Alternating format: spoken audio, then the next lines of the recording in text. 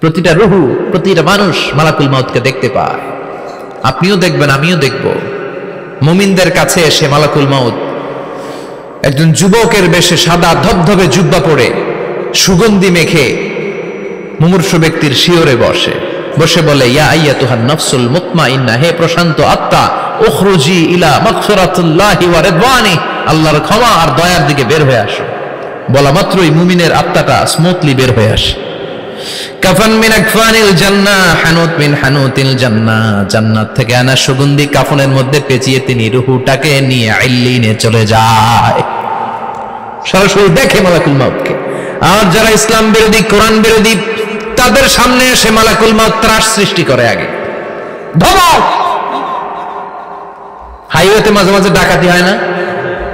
বাসগুলোর মধ্যে যখন ডাকাতি হয়, বাসে থাকে 50 জন, ডাকাত ঢুকে 5 জন। এই 5 জনের ভয়ে সবগুলো পেশাব করে দেয়, কারণ ত্রাস সৃষ্টি করে। এসেই চাইনিজ কুড়াল দিয়ে আগে কুবায় দেয় 4-5 জনের। রক্ত দেখে কি দেওয়ার সব আগে রেডি করে রাখে। মালাকুল মাউত এসে কাফের, নাস্তিক, মুশরিকদের সামনে সেরকম একটা ত্রাস সৃষ্টি করে। ভয়ে লোকটা কাঁপতে থাকে। ওর কাছে ভদ্র ভাষায় কথা বলে না, সুন্দর জামা পরে আসে না, কালো কুচকুচে চেহারা, ভয়ঙ্কর একটা রূপ নিয়ে, আকৃতি নিয়ে ইসলাম বিরোধীদের মাথার সামনে আসে। দুর্গন্ধযুক্ত চেহারার দেহ নিয়ে ধমক দিয়ে বলে, ও পাপাত্তা, ইয়া আইয়াতুহান নাফসুল খাবিসা উখরুজি ইলা গাদাবিল্লাহ, হে পাপাত্তা, আল্লাহর রাগ, ক্রোধ আর গজবের দিকে বের হয়ে আয়। মুমিনের আত্মা বলার সাথে সাথে যেমনি মুমিনের দেহ থেকে বের হয়ে জান্নাতি কাফনের ভেতরে ঢুকে, কাফেরদের আত্মাও কি এরকম তাড়াতাড়ি বেরোতে চায় নাকি? কাফেরদের আত্মা বেরোতে চায় না। ডানে দৌড়, বায়ে দৌড়, সামনে দৌড়, পেছনে দৌড়, আহা, দৌড়াদৌড়ি করে। মালাকুল মাউত এটাকে টেনে হিচড়ে, একটা জীবিত ছাগলকে জবাই না করে তার চামড়া উল্টার দিকে টেনে হিচড়ে বের করলে ছাগলটা যত কষ্ট পায়, এর চেয়ে কমসে কম 70 গুণ বেশি কষ্ট দিয়ে কাফের, মুশরিক আর গাদ্দারদের রূহ কবজ করা হয়। আল্লাহ, এই পরিস্থিতি থেকে তুমি আমাদের বাঁচাও। মুমিনদের রূহ যেমনি কবজ হয়, ওইভাবে রূহ কবজের ব্যবস্থা করে দিও। ইমানের মৃত্যু নসিব করে দিও, শাহিদি মৃত্যু নসিব করে দিও।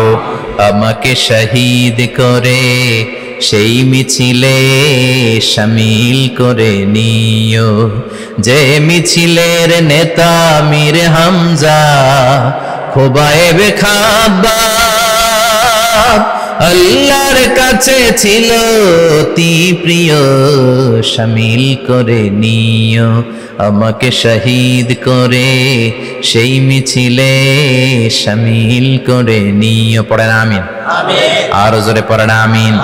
তার মানে বিমান দুর্ঘটনায় হোক, কিংবা লঞ্চ ডুবিতে হোক, কিংবা আগুনে পড়ে হোক, কিংবা আত্মঘাতী হামলায় হোক, যে যেখানেই মারা যায়, কবরের 3টা প্রশ্ন তার জন্য আছে না নাই?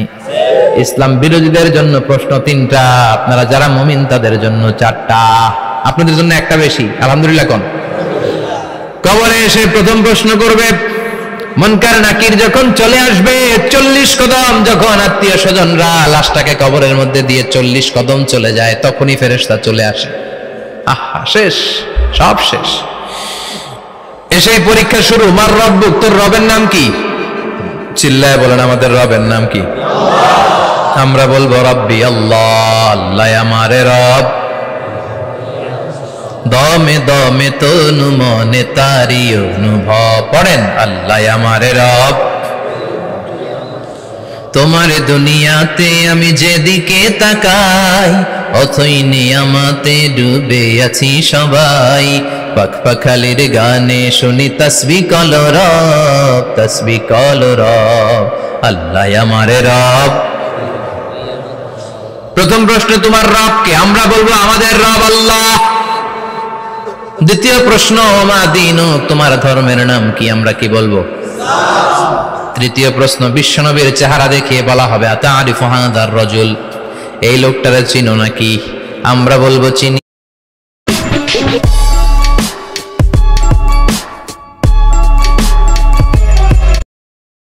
আমাদের প্রাণের নবী, ঠিক কিনা?